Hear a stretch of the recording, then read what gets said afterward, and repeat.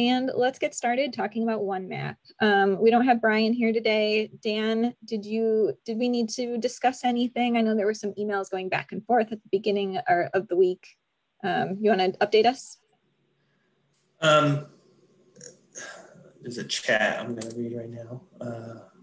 Okay. Basically, we're maybe I'd prefer Chris or Amanda to provide an update. I do feel like we've been in conversations, mostly Brian for the county representing like the technical GIS work of it, has been in conversations with Charlottesville's point of contact on that. We really had not made progress. I think we have been kind of waiting for an update. Things on our end, the county's end are ready to go. UVA, I think that we have that data that I think that was sent and updated to us. So, I mean, I guess it's more or less if Amanda or Chris has anything. Thanks, Dan. Unfortunately, I think we're waiting for Mark. So I heard Amanda has no info, so we'll look to Chris. Do you have anything to add, Chris? I think Mark Simpson, our GIS person, and Brian were trying to get together and let us know what the gap was to see what we might help fill, but I haven't heard back yet. Okay, I don't want to like misquote anyone, two people that are not in the meeting as well, but I do think that there is some data structure issues that is, has to get ironed out still. That's what it sounds like. I mean, speaking for the county, I mean, we have an upgrade internally separate from this whole project to with our GIS system. And I think that we would be willing, and I'm going to push to try to get our data, county data, available through the county's outlets as we're waiting for this project to get rolled out as well. I think that's just where we're at. But I do think there's a lot of technical stuff that still needs to get ironed out. And I haven't been involved in those conversations, and it doesn't sound like anyone in this meeting has either. So I do think hopefully we can have an update next meeting. Thanks, Dan. It sounds like the technical people just need to keep talking to each other or start talking to each other. So thank you for the update from everyone. And yeah, we'll have it on the agenda for next time. Go ahead, Amanda. I have a question or a thought. I think all of us provided data updates to VDOT as part of their, bike mapping project. And I wonder, what has been your experience with R3 data, R3 submissions? Is that a viable option for, kind of trying to create this one map? If this continues to drag on, it just seems like, I don't know, seems like this has taken a really long time. I'm just trying to brainstorm other ideas, if there are any, to kind of break through the issues that we continue to be having. I'm not sure, and Shane and John aren't on the call, so I can't answer that question, Amanda. Okay. We can follow up with them and for next meeting and see if we can get some idea of if they have any issues with the data that they have received. Thanks for that, Chuck. And Dan, maybe you can fill in a few more details, but my understanding from the emails going back and forth were just that this group had already decided on a bunch of categories for how to describe the bike and pedestrian the bike infrastructure. So I'm not sure that the data that that VDOT has follows those same categories. If it does, maybe that is a good solution. And if it doesn't, it may not be. Yeah, you summed it up well. In my conversations with John and Shane is they were accepting any type of update from us, from the city, on just to kind of show them, hey, this is what the infrastructure is. And I think internally, they did not require it to be a certain data structure. I think they were going to do that in-house, and as long as they had what needed to be updated. For us, it's a little different project. We're trying to merge 3 entities, data, like basically puzzle this data set together. And that's what the holdup is for us, is things have to line up smoothly through all 3 data sets and structures. And that has a lot to do with behind the scenes stuff within GIS. And I think that's really kind of what has been the holdup. Basically, it doesn't sound like things were like complementing each other. And so you can't merge it necessarily. So I think that's specifically what needs to be ironed out still, like the data structure. Great. Thanks for the update. I do want to move us on to the next item. Next, we have Lucinda giving us a little bit of background on a corridor study that the PDC is working on, and requesting a little feedback on that project. So go ahead, Lucinda, you can share your screen.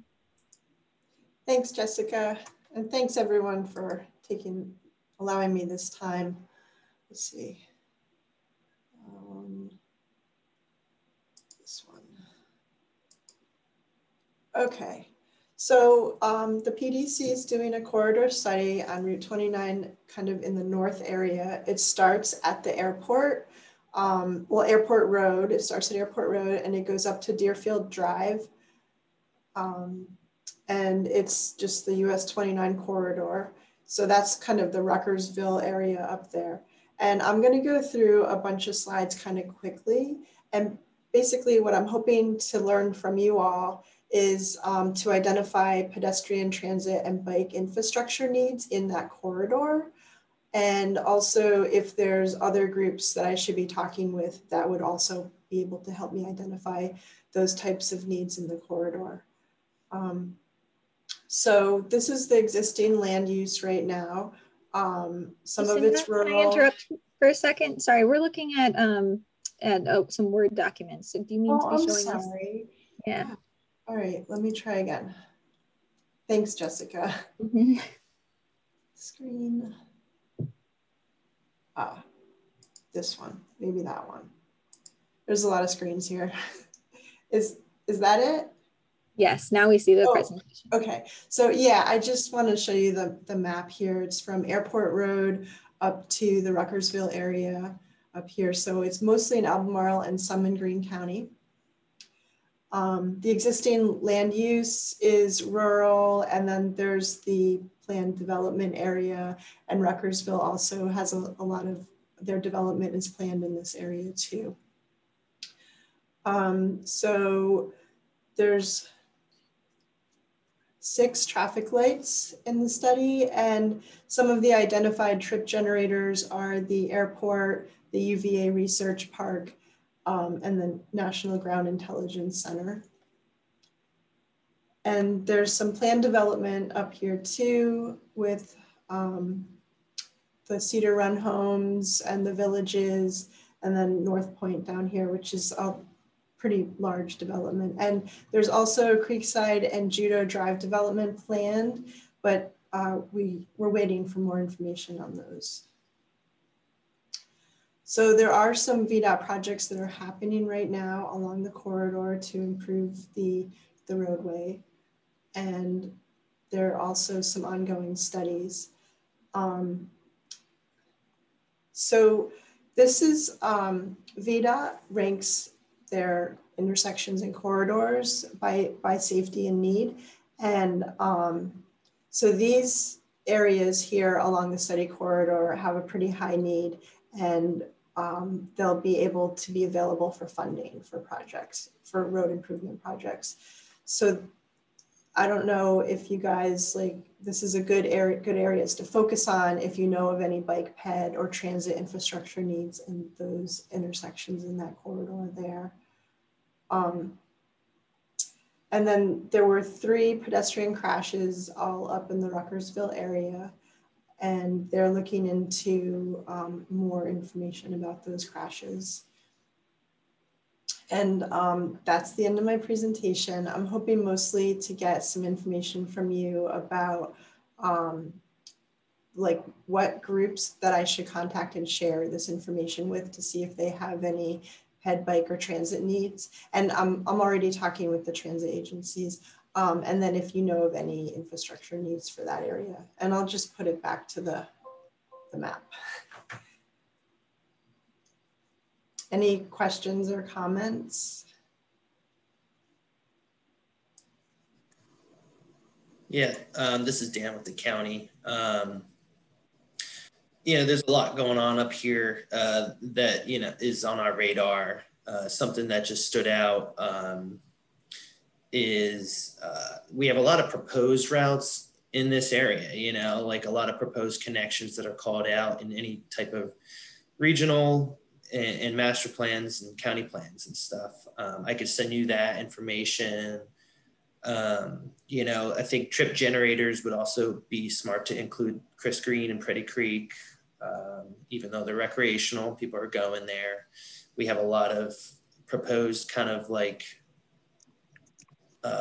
rural roads for bike improvements, on VDOT's paving schedules. And, we do have a shared use path proposal. Chris mentioned, 29 in the chat there. We have that called out, but it's in the planning stages. I'll be able to send all this information that you need for this as well. Fraser Mill was a intersection project that we just applied for Smart Scale, but that was not funded. I don't believe there's further study of that. Chuck would know. Am I missing anything, Chuck, on projects identified? In Albemarle County, I know that Lewis and Clark, it shows up as a need location on from what the data set shows, but I know that North Point Development is converting that in. They may have already done it to an R cut, so that should be addressed. There was the other R cut at opposite North Side Drive that's already constructed. There's going to be a parallel road along 29 from Lewis and Clark all the way down to Airport Road on the North Side Drive, North Point property once they get it finished. And that's going to be some residential, and it's going to be multimodal with sidewalks and bike lanes. And so we'll be able to get to this light here at Lewis and Clark. Getting across the river could be a concern because there's not really any way to get across unless you go up Dickerson Road, and that's not very amenable.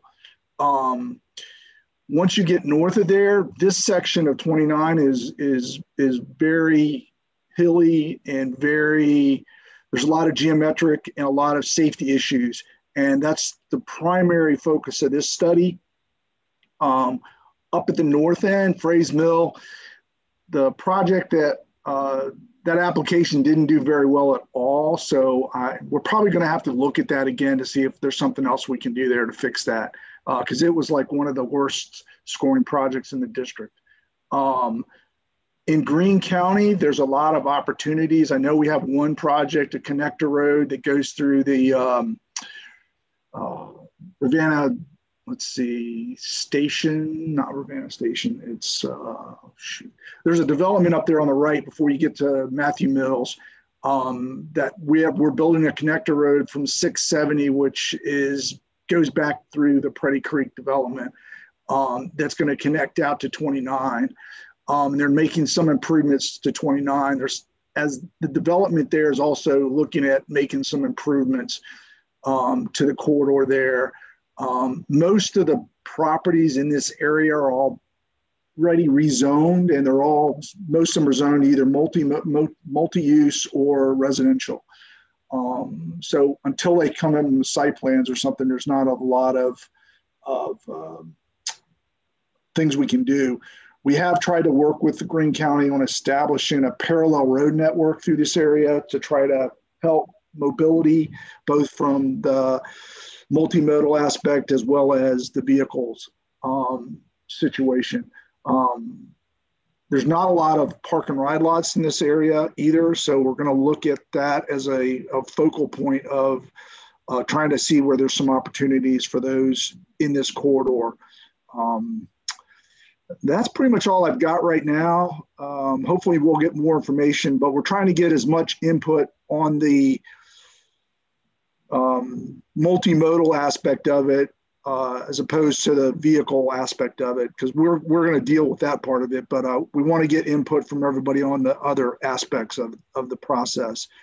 I know that Jaunt and is on the stakeholders group, and hopefully we'll get some good feedback from them, because they actually control or operating the Greene County Transit Age group, so that hopefully we can get that all addressed in this corridor.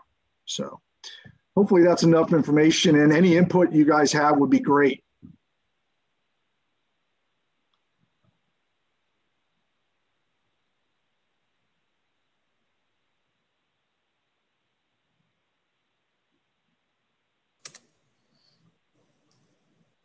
Just looking over it, I do see that, you know, we do have a shared use path on Lewis and Clark, and Airport Road has bike lane connections there. And this area is, you know, it's the edge of the development area. So, you know, I'll be able to send that information again to you, but that's kind of what is existing in this focus area.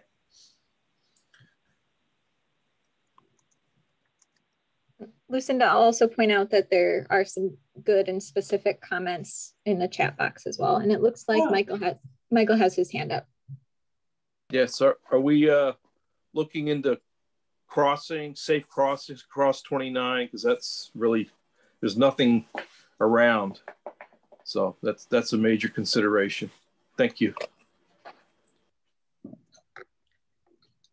Can I ask a follow-up question to that? I think it's something we should consider. Are there specific places that you think make the most sense to have crossing locations? Wow. Well, well, by Kroger and Lowe's, there's a missed opportunity there. And then, gosh, yeah, need more input about users up in that area, up north of us. I mean, with all the development coming, there's going to be a need for more crossing. So yeah, thanks. This was identified in our project priorities for the county. I'm going to put in the chat the link to it. It has all the maps and background information. But what has been identified in this area is a priority ranked number 41. This is Timberwood Connector, Timberwood and Birkmark, or not from Birkmark, sorry. That's the description of it, but that would be the area that is looking. It's I think is an extension of the Northtown trail study. So any type of improvement at that location was identified.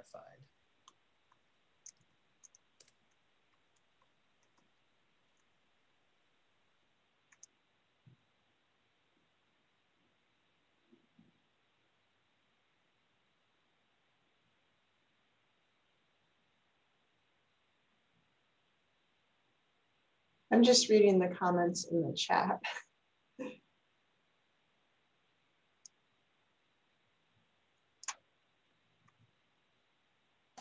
Yeah, this is one of those areas, like I was saying, there's a big disconnect at the river. So it sort of acts as a barrier north-south.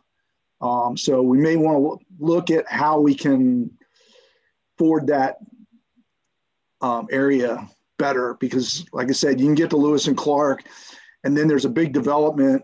You got the Ravana station, and you've got that big residential development on the west side of 29 opposite Ravana station. And they're sort of disconnected from anything south.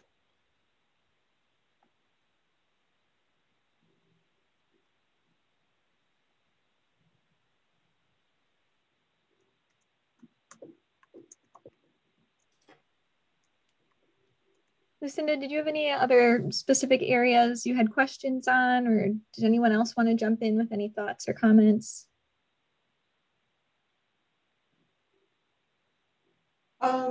So the Frays Mill crossing, I'm just reading Peter's comments. Like the further study on Frays Mill, are like what should we add into the study? Or how would you suggest that we improve the crossing at Freeze Mill? I just basically from where we were with applying for that project, not funded, just kind of going off what Chuck said, there needs to be further evaluation. It was proposed as an R-cut, which was not even really supported too much by the residents who utilize this. There is a need identified. That's why the county applied for this. So we need to evaluate it further to see what type of improvement would be efficient here. So I mean, it's identified as a tier 1 safety need in VTrans. I just, coming up with a economical solution is the issue that we can fund. We're hoping the R-cut would be that solution, but obviously it didn't provide enough benefit to justify the cost. So we're going to have to step back and look at it again to see what other alternatives can we look at or opportunities are there at that intersection to address the safety as well as the mobility needs. It is identified as a connector in the bike plan. There aren't really facilities other than share the road out there. So, but you do have the park access on the east side, and it's just what are we going to do to provide that connection and make improvements there that are going to address all the needs. I don't have any. Hopefully, we can come out with something with this study that's going to better assess some of that. Do you guys know where the people who are crossing Freeze Mill Road are coming and going to? Like what route they're using? So there are bicyclists that are through travelers going from Burnley Station to Freeze Mill. There are also people who are going to Freddy Creek.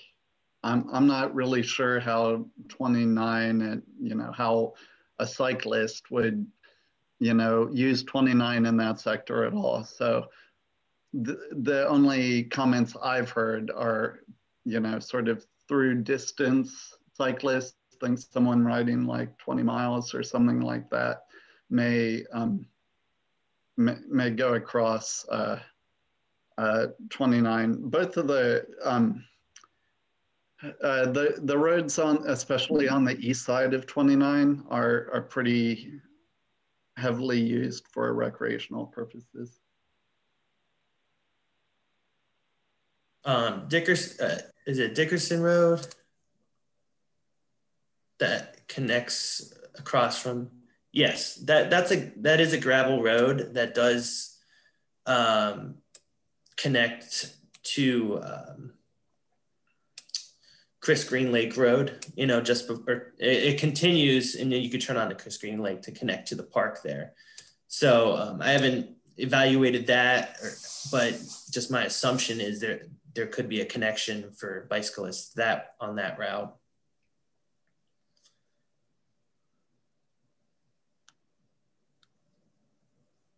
So do you think that, well, I'm looking, it doesn't look like crossing 29 and at the Dickerson Road intersection would be a priority for cyclists or pedestrians because there's no road on the other side, right? You mean at the Freeze Mills? No, at Dickerson. Let's see. I guess I meant the Dickerson segment that connects from Freeze Mill Road. Oh, okay, got it. And then it continues. Right. Okay. Crosses the river. Yeah. Okay.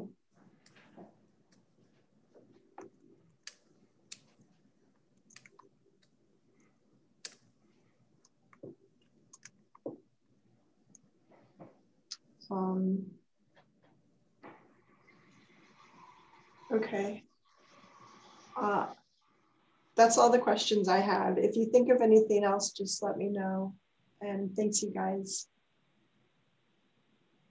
Thanks, Lucinda. And like Lucinda said, if you think of anything else, you can feel free to email me. I can pass it along to Lucinda since you guys all have my email address. All right, next up, we have Sandy, who's going to talk to us about Smart Scale. Lots of big, exciting Smart Scale things happening this month. Yeah, I feel like I talk about Smart Scale a lot, so I apologize to those of you who have heard this or a similar presentation before. So I'm gonna go ahead and share my screen, and I'm gonna try to keep it very, very high level, just so you guys can get a launch. There we go. All right. Okay. So Jessica mentioned, I'm not sure if I showed you guys this timeline here, but this year, this cycle, the MPO for Charlottesville Albemarle is starting a different process for their Smart Scale project selection. So this is just an overview of that process. Starting in March, we started having some initial discussions about the projects that we would be submitting for round 5, which will not be, which the pre-applications are not going to be submitted until May of 22. So we're started basically a year ahead of time in developing a process to make sure that we have been able to vet the projects that we are going to submit.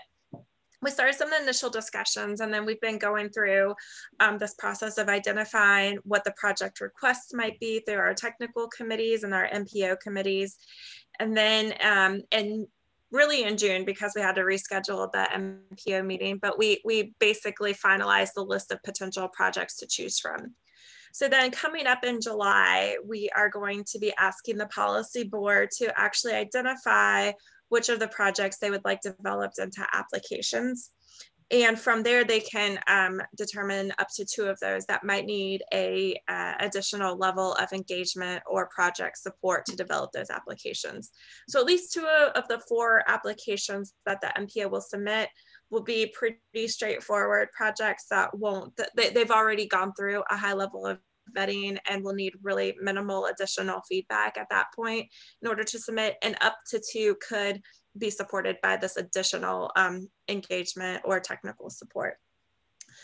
So the next step, once those projects are selected, is that for any of those projects that need additional engagement, we'll appoint advisory committees to be part of that process.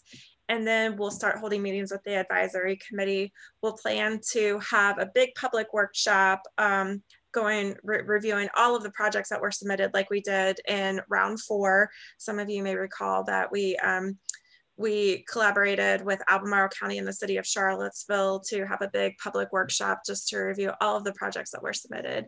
And then we'll have that public feedback prior to the deadline to submit the pre-application. So if there's any reworking or anything like that that needs to happen during those public workshops, we'll have an opportunity to incorporate that into the pre-applications. And then just real quickly, the project selection goals that were identified with staff, which included discussions between the TJPDC and the MPO, VDOT, and then the city of Charlottesville and Albemarle County, were that we want to submit projects that will be competitive based on the cost benefit scoring process that Smart Scale goes through. We want to move projects forward that have already been through a public process and have public support already. And we want to keep projects moving through our project development pipeline. So we want to start with projects that are already in documented plans or studies, and move those projects forward first before we go back and look at new projects to be developed specifically for Smart Scale applications. So a really high level overview, these are the projects that were identified as potential projects. All of these in red were identified through discussions with staff and recommended as potential projects for the MPO committees to consider. Some of these you all are already familiar with: the District Avenue Roundabout and the Hillsdale Avenue extension, which came out of the Hydraulic 29 Small Area Plan that was conducted a few years ago. We've talked about the Ravana River Bike and Pedestrian Crossing that was also identified as a priority. And then there are these 2 corridors that we were considering that have recently completed corridor studies on them. Avon Street, at least for the portion in Albemarle County, and then 5th Street. And Avon Street has been identified by the city of Charlottesville as being a priority to improve multimodal infrastructure. And then this project shown with this blue line right here is what I'll go over this a little bit later. This US 29-250 Flyover Project was submitted by one of the CTAC members. So that one also got added to our list. So you all are familiar probably with the District Avenue Roundabout. This is hydraulic is over here, and this is a roundabout that would support some of the other solutions that were identified as being in place as part of that hydraulic small area plan. The actual design would need to be determined based on the development of the application if it's selected as moving forward. But one of the things you can see here in white is that it does incorporate pedestrian and bicycle infrastructure to navigate crossing of this roundabout if that project moves forward. The second project, the Hillsdale Avenue extension, we submitted in round 4 and it did not score very competitively. So at this point, the MPO staff is not recommending that we move forward with this project, not because we don't think that it would be helpful or valuable, but just because it's unlikely to score well and unlikely that it would get funded. But this is an extension of Hillsdale Avenue from from Hydraulic Road all the way down to 250. And then some of these interchanges between 250 and 29 would be reconfigured. So those ramps would be closed and traffic would be reconfigured to go through this Hillsdale 250 connection. And this also included some additional bicycle and pedestrian infrastructure. The Ravana River Bike and Pedestrian Crossing is one that you're probably familiar with, and this is one that the staff is recommending to move forward. And this is also the project that staff is recommending has some additional investment of resources put towards it. The cost that came back from the feasibility study that was completed for the 2 configurations that are shown in red were between $11 and $15 million. And by the time we add contingencies and inflation costs and things like that that need to be included as part of the application, that's likely to jump up even more significantly. This is a project that shows up a lot in a lot of the small area plans and corridor studies and anything that's in that area. So staff does believe it's important to go ahead and submit it. But one of the suggestions we had when we were discussing this is maybe we need to spend a little bit more time determining if we can consider options that might help us reduce this cost even further in order to make the project more competitive. The concern right now with the price tag is that it's unlikely to score well enough to receive funding. The 2 configurations that were shown as potential options that that were developed out of the feasibility study. And then this line in blue shows a 3rd suggestion that was brought forward by CTAC. Preliminary review by staff indicate that there are some reasons why this might not be preferable or technically feasible, but assuming this project moves forward, we could consider whether or not we need to go back and revisit these 2 configurations or whether there are additional options like this 3rd option that would potentially still allow the project to move forward and be more cost effective. All right, and then we get into the Avon Street and the 5th Street corridor projects. After discussing this with staff, they had a pretty concrete recommendation for what the application should look like for the Avon Street multimodal improvements. So you talked at one point about potentially, looking to see if there was maybe a series of projects that we should consider coming out of these corridor studies. And really staff had a pretty good idea of what project made sense. So the suggestion that came out of this would be to start at Druid Avenue in the city, and that's where there's a bike lane that drops off at that point. So to extend that bicycle infrastructure from where it ends at Druid Lane and pick that back up going at least to the park and ride facility in Albemarle County, which is located at Avon Court Park. I think depending on price tag of what we come up with, there could be some opportunities to extend it even further to where it picks up at the, was it Fifth Street Shopping Center Parkway right here. But I think it just depends. Albemarle County staff indicated that they were okay and were comfortable using the park and ride as a terminus in the south at this point to help keep the project cost competitive. And then Albemarle County is also going to be applying for some revenue sharing to implement some of the recommendations that came out of their corridor study on the southern side of Avon Street. And then for the Fifth Street multimodal improvements, again, we had talked about whether or not there needed to be multiple applications for this, and staff indicated as well for this one that they had a pretty discrete idea for recommendations already. So there were some improvements that came out of the Fifth Street corridor study to make some improvements at the intersection, reduce some left turn lanes and add some left turn lanes. I think they're adding left turn lanes off of Fifth Street turning onto the Parkway.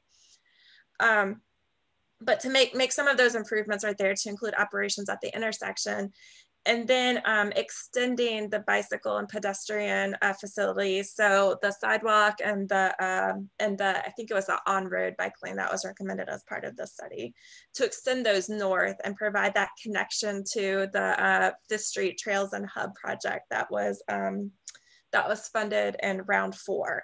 So that's the recommendation that came out of the technical or the staff discussion. And I will also say that staff did not necessarily feel that there needed to be a heavy amount of public engagement or additional support for any of the projects other than the Ravana River Bridge crossing. So our suggestion would be to still continue to convene a meeting or two with the stakeholders that were involved in the original development of the recommendations at a minimum, but staff did not feel like there was a heavy need for additional public engagement at that time, since these projects have already been through a pretty robust public engagement process to develop the recommendations in the first place. This flyover project, it's probably a little bit hard to explain without this being superimposed into a map, but this was a recommendation from a CTAC member, which basically is a grade separated ramp that starts on 250. So this is following the 29 corridor, and this is following the 250 corridor. So this would be a grade separated ramp going both directions. So the entrance and exit point on 250 would be over here west of the intersection with 29, and they would go onto this ramp, and they would use this ramp basically to fly over. So it's grade separated, it's going to be above the road, to fly over, and then the other exit and entrance point would be on 29. This is just south of Seminole Court. So it would basically remove all of the traffic coming from 29 and 250 from having to go through that hydraulic road intersection. The estimate that was prepared by our CTAC member was $50 million. That has not been verified by VDOT, so it's hard to know exactly what that final dollar amount would be, especially once contingencies and inflation and project engineering and those kinds of things are applied. But even based on that estimate, it's a pretty large price tag. So the recommendation from staff then is just summarized in this table right here, going back to that criteria that we talked about, you know, saying that we want projects that are going to be competitive based on the overall cost to benefit. We want projects that have been through a public process that are documented in the plans. So you can see that what staff is recommending that will be considered by the MPO is that the MPO moves forward with the District Avenue Roundabout, the Ravana River Bike and Pedestrian Crossing, Avon Street and Fifth Street corridor improvements as the 4 applications from the MPO. The Hillsdale Avenue South project, we're going to keep in our back pockets because the PDC also has applications that it can submit. So if the PDC does not use all 4 of their applications closer to the deadline, we could reserve the option to also include that as one of those projects, just because it is the last project on the short prioritized project list in the long range transportation plan that has not been funded at this point. So it is identified as a priority project. We don't want to submit it if it's not going to be competitive, but if we're not going to be using all of our project application slots, this could be a project that we slide in at that point. So at this point, I would be happy to answer any questions that you all have.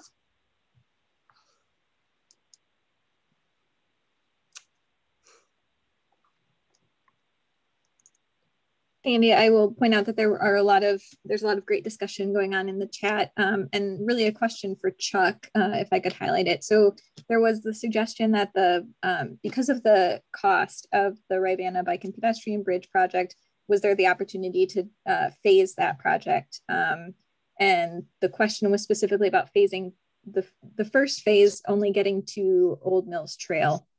Is that considered an acceptable endpoint for a smart scale project or not?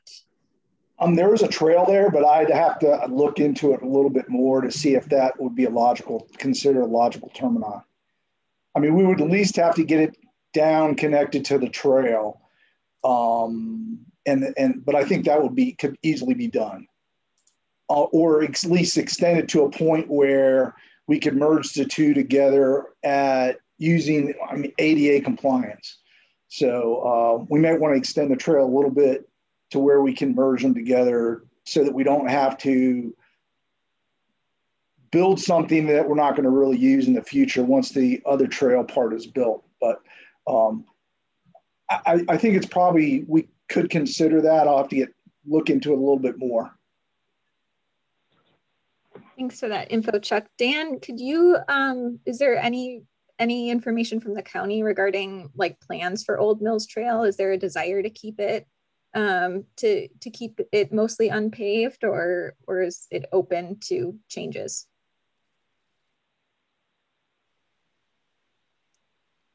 What portion of this are we talking about? What project?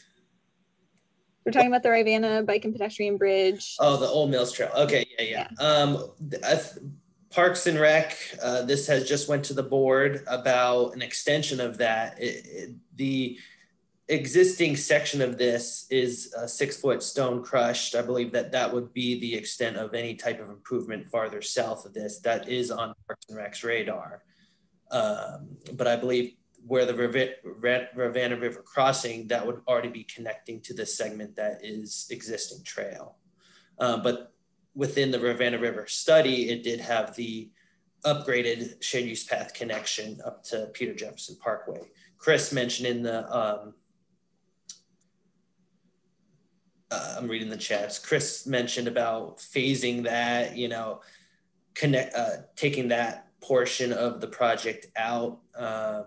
Chuck, I don't think VDOT would look as connecting to a stone crushed trail as an improved connection for infrastructure. Is that accurate to say? Well, I'd have to check, but that's my understanding.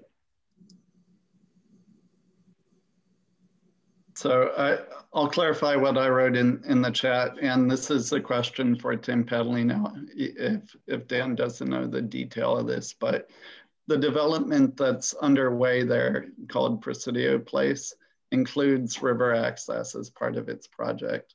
Whether that's enough public access or any of that, it's a detail that needs to be researched.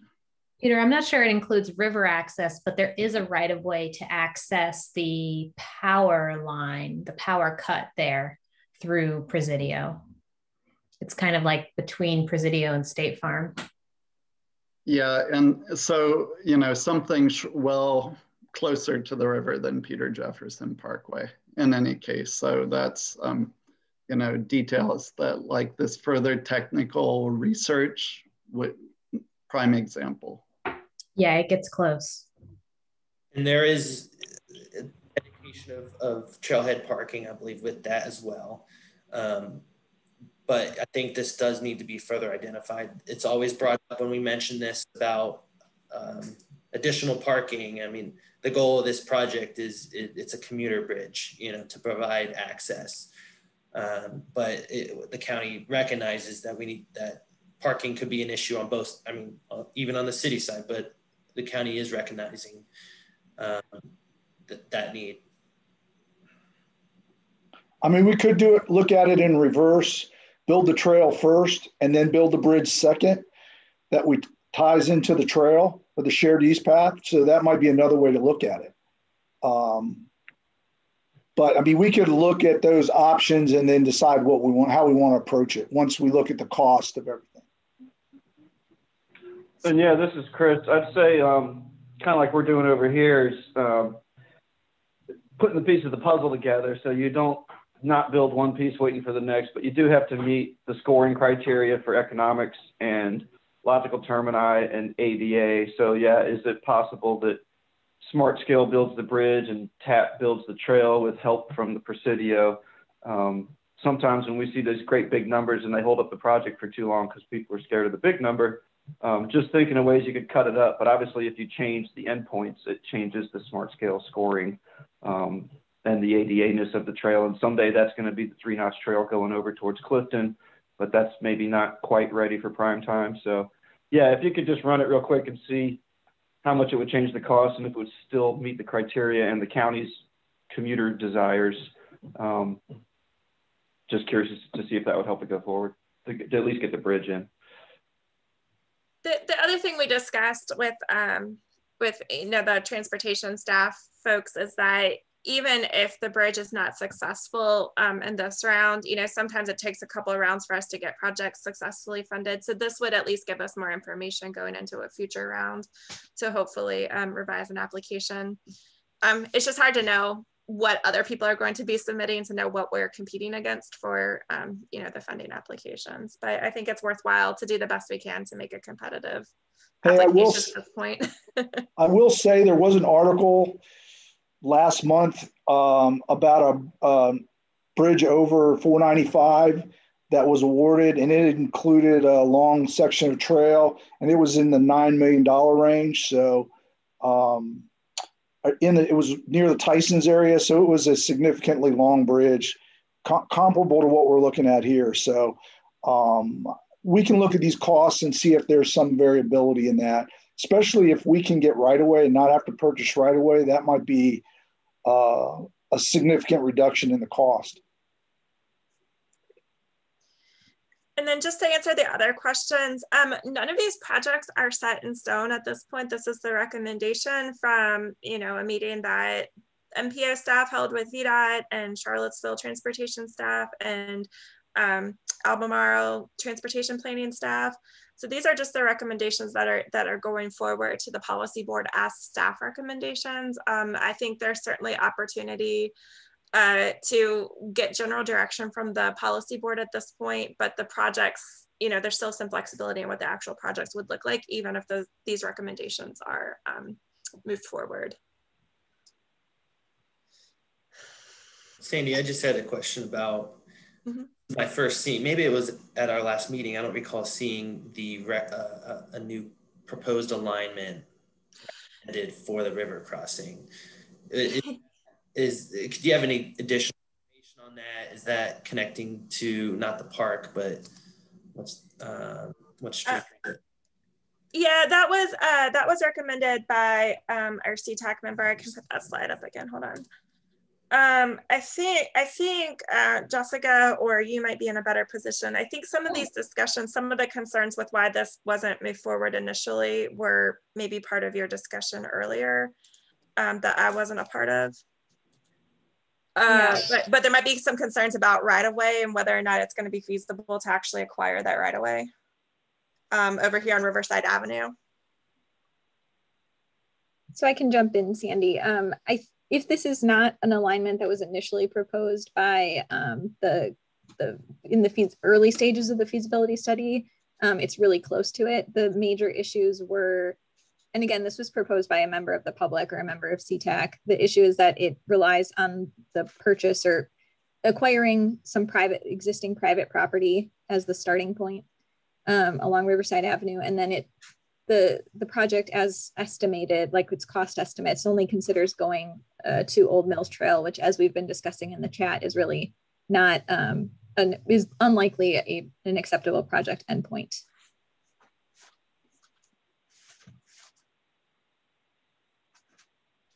Oh, and I think the other issue that we looked at with that one was it would require piers for the bridge within the current footprint of Riverview Park, which, given that it's such a popular park and such a small space, might not be ideal. Yeah, my guess is still that the taking off from the end of Market Street may be the best one to go forward. And then with the railroad potentially coming into Commonwealth possession, I think there's some parking opportunities on the city side. The railroad owns a lot more land than just the tracks on the city side. And that would tie in better with the Market Street end of things.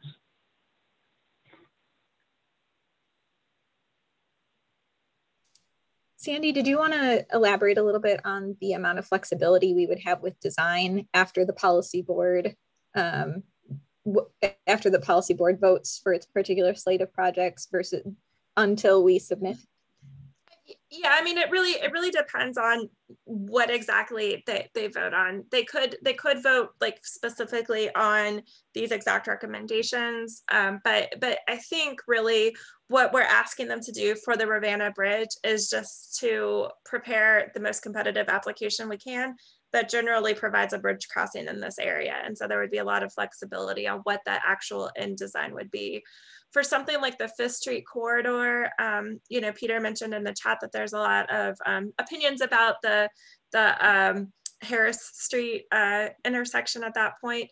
I don't know that that would be part of that discussion if the policy board approves the recommendation as proposed by staff. The policy board could say, you know what, we think you need to go back and just look at the whole 5th Street corridor and do more engagement to see what the priorities really should be out of that. That could be the guidance that the policy board gives us. So it depends a little bit. I'll be able to answer that question better based on what the actual vote is after our meeting. And just as a reminder, that meeting is going to be on the 28th. The policy board meeting will be on the 28th. We do not have a public hearing specifically for the SMART scale, but you are welcome to share any thoughts during the public comment period at the beginning of the meeting. Great, thank you, Sandy. Mm-hmm. If people have any other comments or want to direct staff, if you want to direct members of the public, you can direct them to me. All right, so next on our agenda is next meeting topics. Amanda, do you want to give us a quick preview of EcoCounter presentation that you'll be giving us next month? Sure. So we were actually selected, the League of American Bicyclists and EcoCounter put out a call for like a competition call for bike data, and we submitted an application and were selected as one of 2 to have EcoCounter do some analysis of our count data. So I have to, as part of that, I have to give a presentation next week. That, you know, anyone can register for if you're interested, but I will also be sharing the results of that at our next meeting.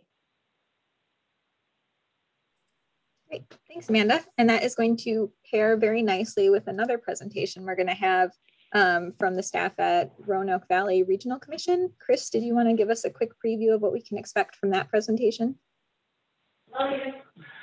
Yes. I'm looking to get some more trail counters. Amanda and I work together pretty well with our counters, and the same with Shane and John on the VDOT side. But I want to get some more remote counters for Ragged Mountain and some other places for parkside purposes. And Amanda recommended I talk to the other Amanda down at Roanoke Valley. And I didn't realize how extensive their trail counter bike ped counting program is. They coordinated the PDC level, the counts and the data, which I think we already do here at the PDC. At some levels, but how to get our VDOT counters, our city counters, I don't know if the county is going to, and or I think Bill mentioned UVA might start getting some of these electronic counters that provide data up to the web real quick. So the idea would be to have the Roanoke group, which works with Virginia Tech and their localities and the Roanoke Valley Regional Council, to just give us an update on how they set that program up, how they collect the data, how often they put out a report to the localities. But it's basically a nice regional model for collecting things from various entities that manage trails and, I assume, bike pedestrian infrastructure. So I think Jessica's offered and they have accepted that they'd be willing to give us some sort of presentation and take question and answers at our next meeting. Thanks, Chris. So yes, lots of good things to look forward to next month. Are there any other requests from folks regarding meeting topics? Probably not for August. It sounds like we'll be busy hearing about counts, but for September, October, any requests that you'd like to voice now? Otherwise, you can email them to me. All right. Next, we'll move into roundtable updates. Sandy, can I pick on you to give us an update on virtual meetings for the PDC? Sure, yeah. So we were making plans as the state of emergency was lifted to return to in-person meetings. What we realized, though, is that since we are located in the city of Charlottesville, and the city of Charlottesville is under a locally adopted state of emergency, that we can continue to hold meetings virtually as long as that state of emergency is in effect. So starting for all of our meetings in July, we will allow an option to come in person, but we will still be holding the meetings virtually. So, so for any of you all that are committee members on any of the MPO committees or any of the TJPDC committees, you can still participate with your full membership virtually. What we are doing with all of our committees is we are also working towards adopting a remote meeting policy that is effective outside of the state of emergency. And this allows, in certain situations, this allows committee members to participate remotely in meetings if they meet certain criteria. They're pretty general, things about like health emergencies or needing to care for a family member. There's some specificity, but that you have to provide, but generally you just have to say, I'm not participating, or I request to participate in this meeting virtually because of a health consideration. And the way that would work is you would have a limited number of opportunities to use that remote participation, and there still has to be an in-quorum physically present. So that could change as the General Assembly meets and looks at its regulations regarding Freedom of Information Act and meeting requirements, but we're working to provide as many opportunities as we can to allow continued participation virtually. Thanks. And I'll just add, everything that Sandy just said really only applies to appointed committees. So like our MPO technical committee, our Citizens Transportation Advisory Committee, all of those, like the policy board, it does not apply to this committee. So this committee, if it's the desire of the committee, we can continue to meet virtually indefinitely. So if this works best for everyone, we can just continue to do that. What I would ask is if you feel very strongly about meeting in person, send me an email and we can see what the feelings of the group are. But for the time being, it seems like everyone really enjoys meeting quickly virtually. We've gotten a lot of nice participation from the public. So that would be my recommendation, but we want to hear from, especially from staff who attend these meetings regularly. Any questions? Great. Okay, so the next item is updates from staff and Bdot. Chuck, did you want to give us any Bdot updates first? Couple of things. We're kicking off our, like the MPO, we're kicking off our Smart Scale Round 5 program too, trying to coordinate that in that outreach effort with the city and the county. We've also got three studies. We've got the North Corridor study, which Lucinda presented on earlier. And then we've got two other studies that are getting ready to get kicked off. One's for the 22-250 intersection in Shadwell. And the other one is for the 250 corridor in Pantops. Really, it's the section from the Hanson's Road out to 64. We're we're going to look at that for both safety, multimodal aspects, seeing if there's opportunities for replace the park and ride lot in that area, and to complete the sidewalk and other facilities that are missing along that corridor. So those are some of the things that we've got coming up.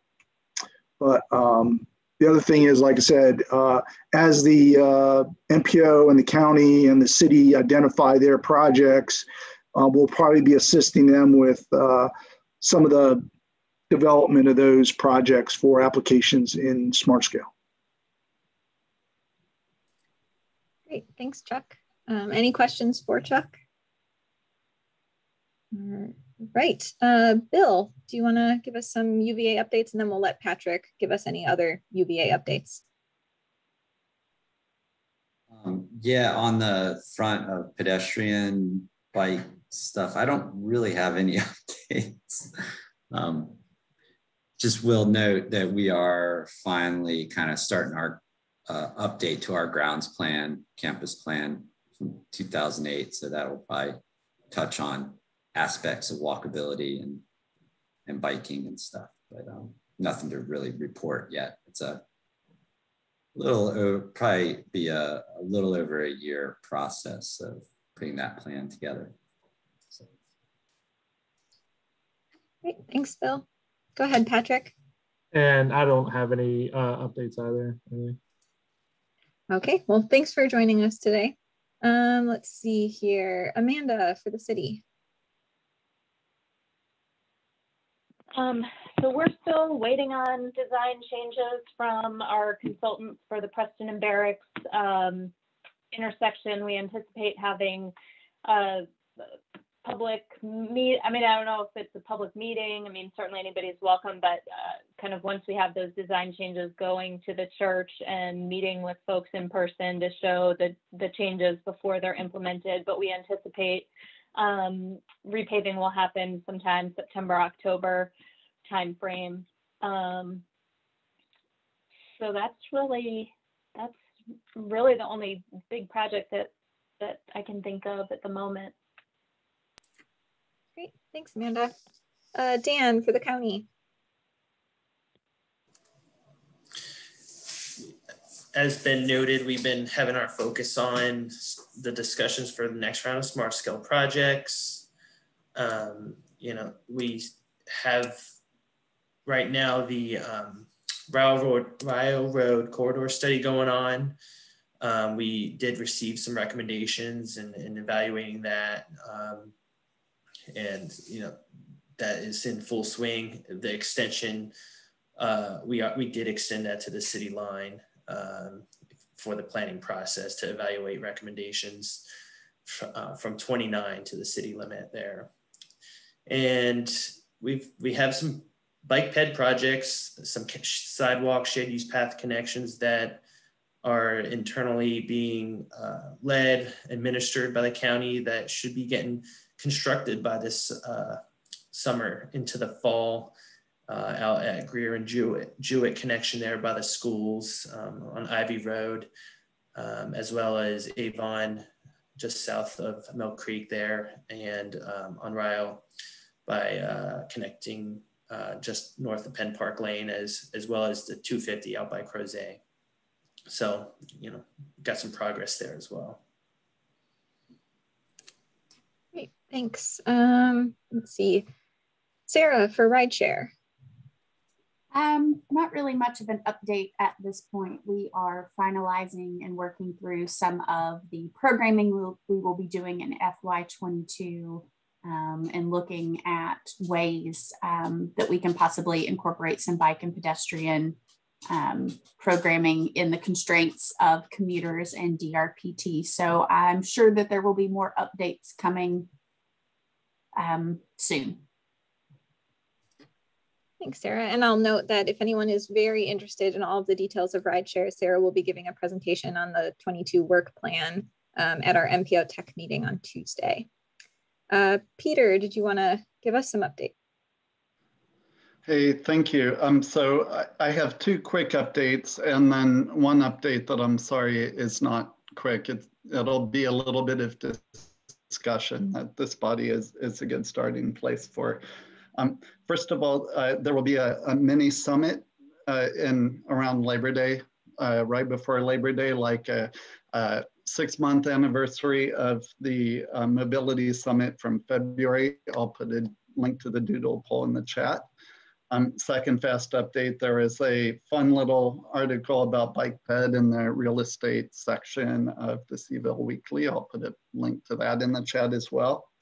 And so here's the other issue that that I'm following, and I wanted to hear you guys' thoughts. I'm really glad that Sandy's on the call, and Chuck, because this is definitely regional transportation, definitely multimodal, and definitely a spot where it's hard to get stuff done because it's city, county, and university all right together and nobody fully owning it. So we all have to own it. I'm gonna share my screen if that's okay with you, Jessica. So there's been a by right subdivision application for a property that's known as the Granger Property, which is in Albemarle County, but only barely. It's in this little section of land south of the railroad tracks, north of 64, and west of Sunset Avenue Extended. It's completely undeveloped. It's hilly, and there are multiple streams there. So I'll zoom in just a little more so you can see the parcel boundaries. So this is the parcel that's being developed. So looking at it from the Jefferson area bicycle pedestrian master plan map now. Let's see, let me locate it. Whoa.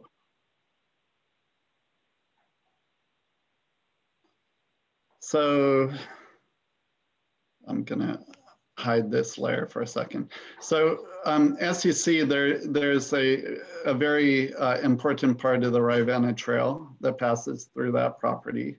It's a place where you can go and feel like you're in the country, but really be in Albemarle County and just steps from the city of Charlottesville.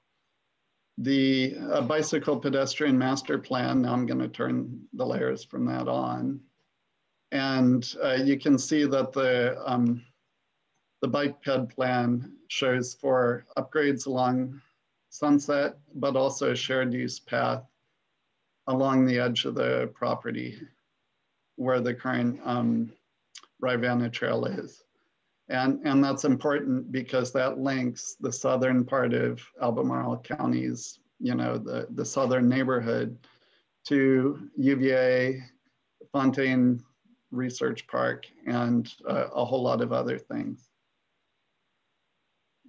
So here's the plat that was submitted, and it is by right. So it's a suburban cul-de-sac, a series of suburban cul-de-sacs. A bit unusually, often these plats at least make some reference of Creekside Trail or a recreational trail or some indication of something as important as the Ravana Trail being on the property. This one doesn't do that. It does include a couple of different easements for utilities and for a sort of a ghost of the Sunset to Fontaine connector. I'll talk about that more in just a second. Now, I as a planner with PC have three concerns. One is making sure that the Ravana Trail stays, and actually this could be an opportunity for it to be better. So PC and the RTF are working with the landowner to, with the developer to make sure that that happens. No action is required from this body except for having Albemarle County being, active as you always are, and making sure that that piece gets gets built. And so, for example, here's a map that the RTF put together that shows the way the developer could do that. Then a second concern also is just from land use, that it's a prime opportunity for clustered development, density, and leaving difficult areas alone. The developer's not doing it that way because it needs to be by right.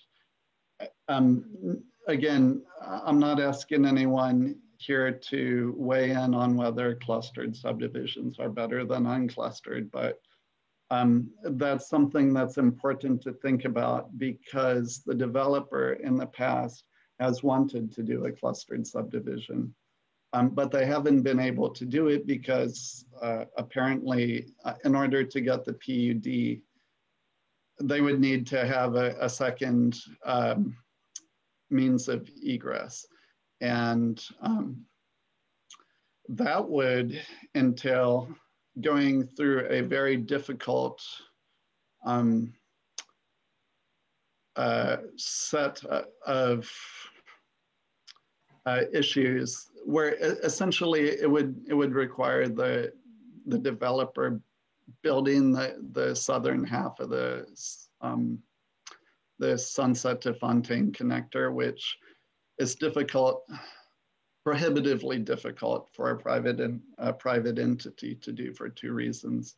Number one is because there's this railroad track that cuts across that, and it has a narrow underpass for what I colloquially call Stribling extended. Stribling becomes a gravel road and goes through a narrow underpass under the railroad track. And then the other issue that is actually almost as much of a challenge for the developer is that there's this inholding right in the path of where the southern or this connector would go. So the developer is not going to be able to make, this other landowner play ball. And so that other landowner is not playing ball. But is there a way for the collective, to particularly VDOT, to perhaps get this thing unstuck so we don't get a development that is less than what everyone, including the developer, want? I'll point out that the Sunset Fontaine connector is part of the LRTP. So in fact, it's road, shows up as road 12 on the first half of the list. So I think there are a couple of things that I would like to see, and it's not something that can be resolved by this group, but I'd like to put out the question, like how can we go forward? That's one piece. And then I think the other piece is the where are we as a community? And this is a little bit more of an Albemarle County issue. How serious are we about doing this Sunset Fontaine connector? Because I personally think if this subdivision gets built the way it's planned to get built, we are sort of deciding that we're not going to do that connector. I will caveat that I'm going to go back to the subdivision plat. The subdivision does show, let's see if I can zoom in. I don't know if I'm able to zoom in while I'm in Zoom. Hold on a second. I think my Zoom navigation bar is in front of my my PDF Zoom bar. So sorry, I can't go in close on the, I'm gonna try this one. So I'll do just the screen zoom and maybe that'll be good enough. Okay, So the developer is offering something, this hatched thing here is captioned as a 60-foot wide public access right-of-way, which could be used for a portion of the Ravana, not all of it, because as you see, it just stops, you know, at the creek and doesn't go anywhere. Also, potentially, it maybe in theory could be used for the connector road, but it completely ignores the, you know, situation on the ground, the floodplain, and just creates a straight swath. And my opinion about the reason why it makes that straight swath is because it's sitting next to a power line easement, which is a straight swath. So yeah, I think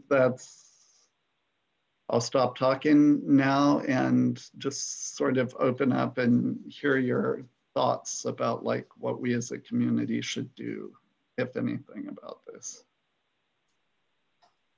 I have one initial question, and Dan, you may be able to answer that, but is all this, are all the improvements that have been recommended in the long range transportation plan that was adopted into the comp plan by the county, are all of those like considered when you all do your plat reviews? Do you know, like, is that information overlaid for them to have access to it when they're reviewing it? It's definitely taken into consideration. We provide this to them. That funding connection is a high priority within the county. Okay. And to be fair, I did not get to dive into this yet. And you know, it's still in review, but it's early. But we have a lot of avenues that we're looking at. You know, Parks and Rec would be looking at this transportation engineering perspective about what they're providing. And there's a lot of history with this as well that I'm still getting caught up on. Sure. Hey, I have a question. Hey, Bill, not to put you on the spot, but how does the master plan for this area look from the UVA's perspective on the other side of the railroad tracks? You mean for Fontaine? Yeah. What we call now, I think we've dropped the research, I think it's the Fontaine Park. We have a master plan for that I think it was a couple of years ago, we finished for a long-term master plan for Fontaine. I think it's up on our website if you care to view it. You know, it's mostly about like what's going on inside, and then it doesn't obviously contemplate that connection for the southern connector. So we didn't really want to like assume anything would be happening with that, given how long the Granger property has been in play anyway, and knowing all the issues involved in getting over, under, through the railroad area there. But it maybe had a potential outlet onto what I guess would be extremely extended to kind of outlet onto Fontaine, but mostly it did not you know, need to use that part. And then I think it's always been the case that if we did kind of have an exit out on Stribling extended to Fontaine, it would be like a right out only. Like you wouldn't, because of the light at Fontaine and Racy Hunt, you wouldn't have a left turn there, or, you know, it just wouldn't be possible from a safety standpoint. So, you know, that's what I can probably add at this point. I was just curious because I know this has been explored multiple times, and before the university took back the park from the foundation, there was another access point that was proposed and extended back to that back parking lot for the foundation. So that's what I was really trying to figure out, if that was still the case. yeah, I wouldn't say it was a focal point of, of the current master plan, though it potentially could happen, especially if we needed to add more structured parking on kind of that side of the park. I think you would maybe need some sort of outlet, but I think in the plan, it only goes towards Fontaine, but we can double check that.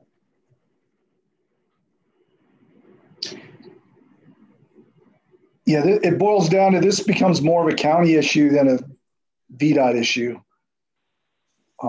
Unless the county wants to push forward a project, then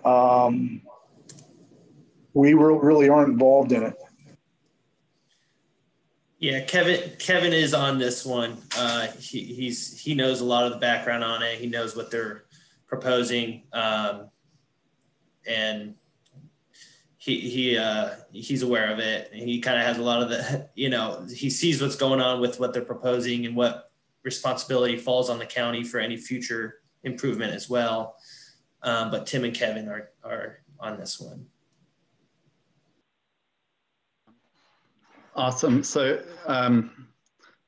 thank you for that. And like I say, I'll relay, updates that we get from the landowner about progress on the bicycle pedestrian piece.